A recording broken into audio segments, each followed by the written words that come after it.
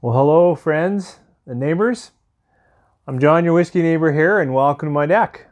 It's a beautiful Saturday afternoon. Maybe it's late summer, maybe it's early fall, but it's a perfect time to talk a little bit about Scotch. And I want to talk to you today about GlenDronach 12. This is a full sherried dram, and I'm interested to share with you a bit of a story about how I got this bottle, but of course my thoughts on the whiskey itself. So when we come back, we'll look at GlenDronach 12. 3, 4.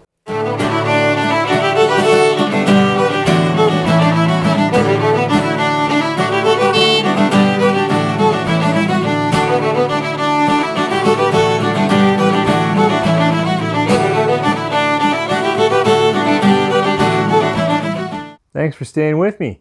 As I said in the opener, we're going to take a look at the GlenDronach 12.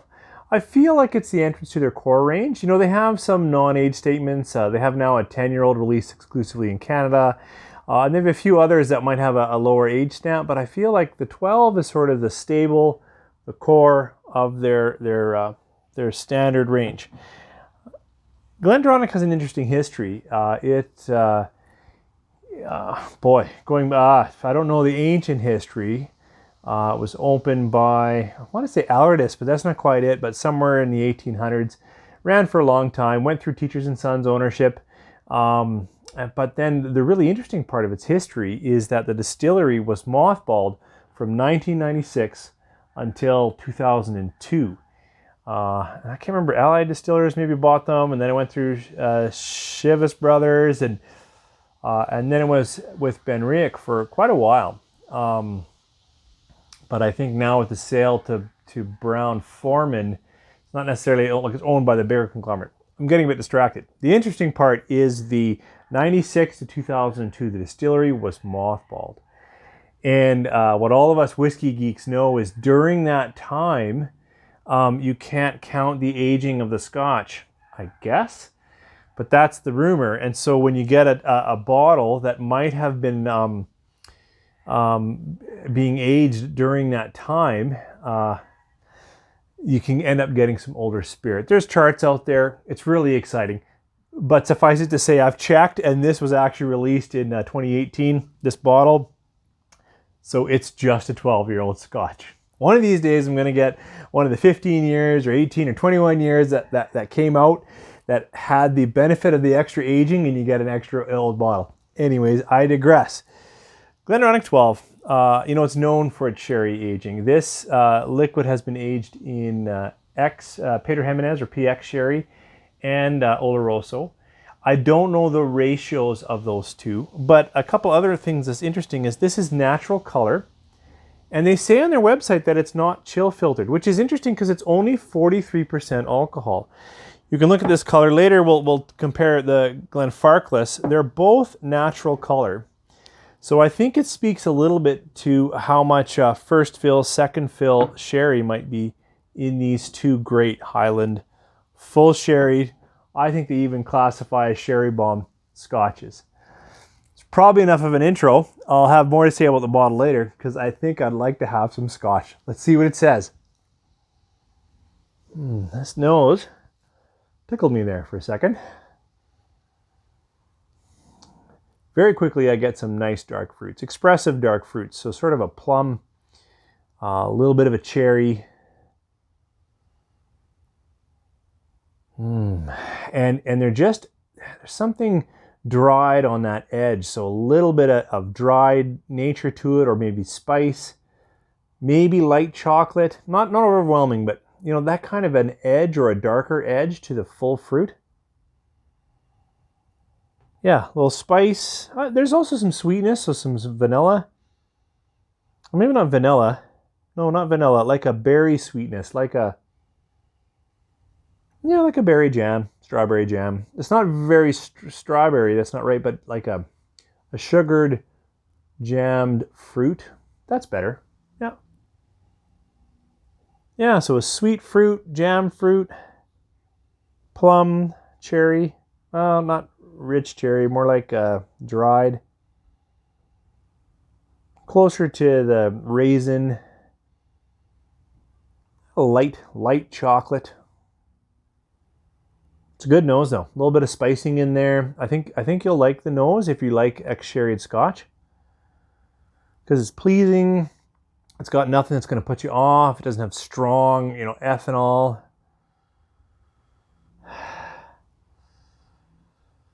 Yeah, I really appreciate the nose. Let's talk liquid. Sludge.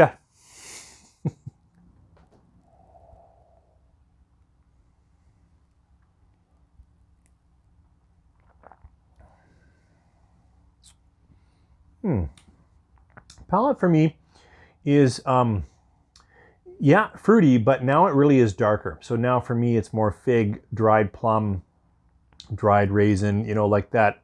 It's not a very sweet light fruit. It's a darker, thicker fruit.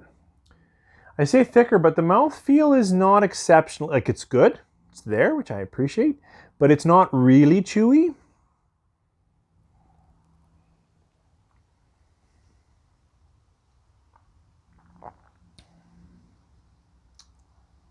Second sip brings up a little more wood tannins, a little bit of almost a light char, more peppery or spicy into the. So a lot of those secondary, a lot of the woods spicing tannins comes in the second sip for me. Now it's balanced against the darker fruit. So I guess if I mix those two,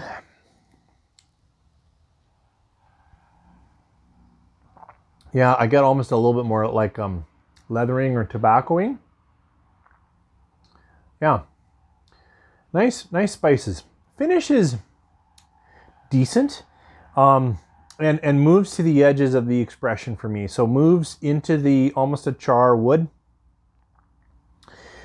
and a rind chewing on a grape skin fruit. So I know it's fruit, but there's more texture to it. Yeah, and a little bit drying in the longer finish. Yeah. I like this dram. In fact, I like it a lot. I didn't realize how much I liked it until I couldn't find it. But if you like good sherry notes, that darker wine, some leathered fruits, edge of chocolate, that kind of stuff, I think you're going to find it in this. In fact, I think it's one of the best 12-year-old ex-sherried scotches that you're going to be able to find. And it's reasonably affordable still. So I heartily recommend it. For me, this actually punches into the 4.5 range, 4.25. Yeah, better hold it back, 4.25. I got a little excited there. But it is a good scotch, and I'm very thankful I have it. It's funny because I'm here in Alberta, Canada, and in our market, it went away. Literally couldn't find it. Something to do with when Brown-Forman picked up GlenDronach, and it was a different distributor in North America, and just went away. I hear that it's still around in other parts of Canada and certainly all through the States, but in Alberta it was hard. And I was calling around, and even one of the owners of probably my favorite stores, you're never going to find it. But I kept calling, and I did find it. It was funny. Bought it at in my market, it was $80, which is too much, but I would pay that. I did for this bottle. And then it's just the other day I was driving through St. Albert and found 3 bottles on the shelf. I don't know how I missed it. So it's still around, and I hear that it's actually widely available across the U.S. and other parts of Canada. So it's not rare. But I used to be able to get it for $50, and frankly, I took it for granted. And all of a sudden, it dried up. Couldn't find it. Now I got to pay $80. But would I pay that? I would. 4.25 stars, easy. Very tasty dram. Really like it. And for me, tastier than many more expensive and older scotches. That's my thoughts on GlenDronach 12. Now I'm going to compare it to Glenfarclas 12, another full sherried, what we probably called a sherry bomb. And I reviewed it last weekend. So I haven't had any since then. And I'm very interested to see how it goes because it's also 43% natural color. Now, I do understand, a viewer told me that it is chill filtered. So the GlenDronach, natural color, not chill filtered. The Glenfarclas is chill filtered from a viewer. I don't know if I'm a distiller or anything like that, but could be. See what we get. This is lighter. No, it's still meaty. It's meaty in the nose, fired kind of thing, but lighter, sweeter fruits. Yeah. Still got some character, but sweeter fruits. Yeah, you're going to get more sherry influence on this nose, more almost wine influence. Well, it is a style of wine, of course, but yeah, there's more red leathered fruits on that nose. It's a little sharper. See how the palate goes.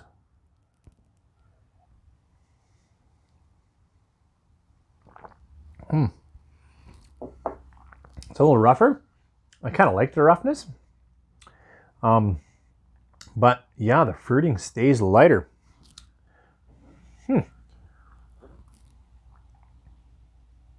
Definitely darker, like a deeper fruit, deeper red, deeper raisin.